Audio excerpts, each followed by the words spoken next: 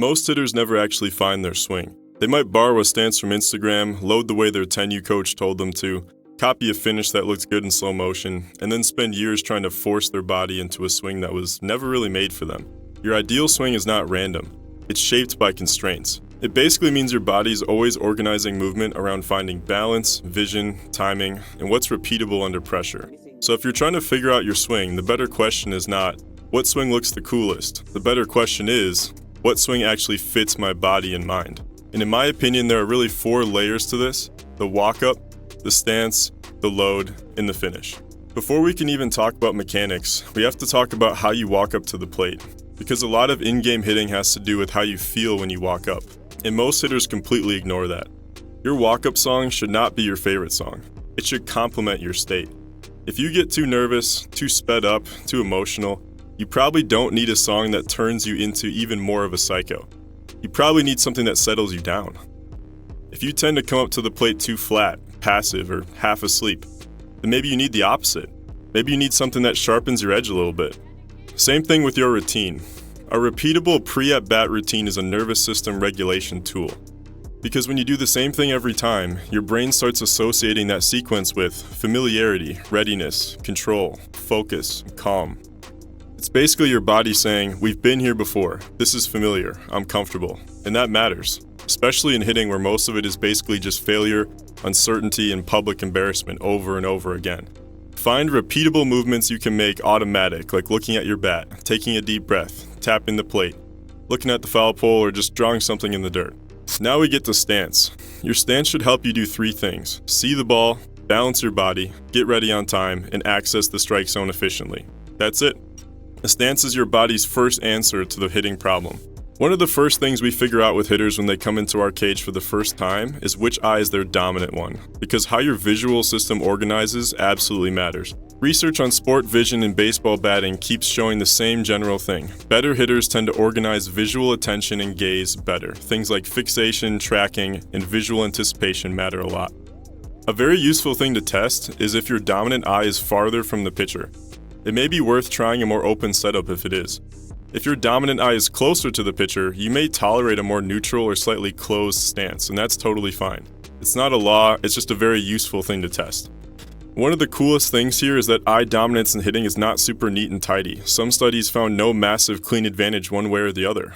Other research in sports has found that weird, unconventional setups can sometimes actually be beneficial. So there's no correct stance, there's only the stance that helps your eyes organize best. Your body proportions quietly tell you a lot about what your stance should probably look like. If you have long arms, you can usually stand a little further off the plate and still cover outside pitches. If you have shorter arms, you usually need to move in a little closer. That's just geometry. Same thing with your legs. If you have long legs, your torso naturally sits higher off the ground. That usually means you need a little bit more forward tilt to get to lower pitches efficiently.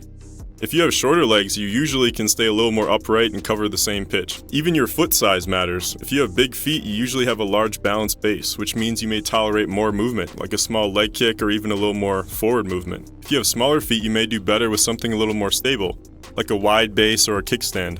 Again, it's not that one's better, we just need to do the one that works for you. And that's really what we're trying to do as a hitter. We're not trying to be right, we're trying to get you right.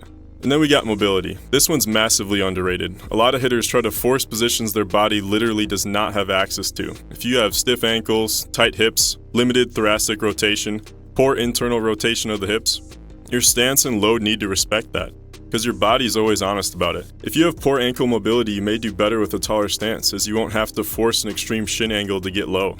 If your hips are a little stiff, sometimes an open stance makes more sense than trying to force some huge dramatic hip coil or closed stance. If you naturally rotate really well with your upper back and rib cage, you may be more apt to over-rotate, and a closed stance might help you more prevent that excessive rotation. Your swing should not be based on the positions you wish you had, it should be based on the positions you can actually own. That's the biggest mistake hitters make about their mobility. They build their swing around fantasy mobility, and then they wonder why it falls apart under pressure. Also, where you stand matters. If you're naturally quick, naturally early, and you pick up the ball well, you may be able to get away with standing a little further up in the box.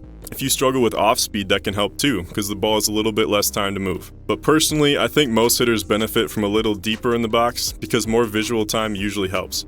You just get more information. And in hitting, information is everything. Especially if you already have a pretty good eye and decent decision making, So your stance is not just what feels natural, it's how do I best organize vision, posture, balance, and timing to solve the problem. Now we get into the load, and this is where your natural rhythm starts to reveal itself. Your load should not be random either.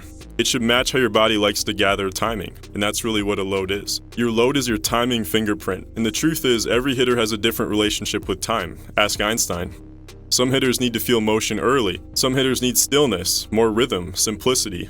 If you're naturally rhythmic, a lot of players with good internal rhythm or inclination to dance and move a lot do really well with something like a toe tap. If you're more flowy or elastic, some hitters with extreme mobility and body control need a little bit more movement to actually move well. That's where a leg kick can make a lot of sense. A leg kick is not automatically too much for some hitters. It actually is the thing that helps their body organize rhythm, gather force, and stay on time. So the question's not, is this move too big or small? The key question is, does this move help you get on time repeatedly? Because if it does, it's probably useful.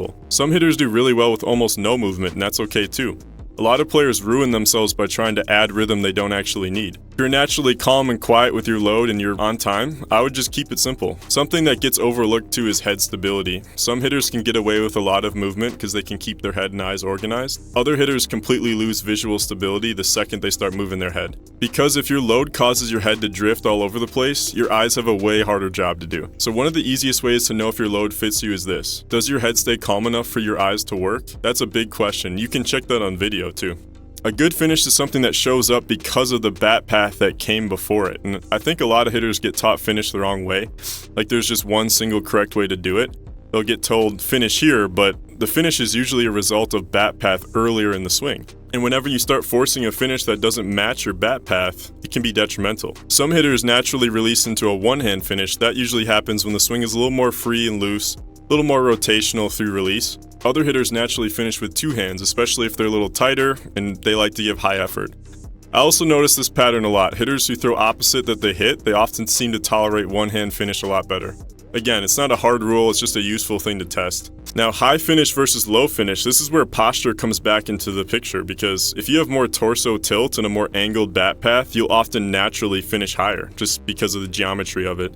If you're more upright and flat through the zone, you'll often finish lower. Think like Robinson Cano. That is why body proportions matter so much. Players with longer legs often need more posture to reach the zone, and that can pair with a more upward or higher finish pattern like Freddie Freeman or Prince Fielder, for example.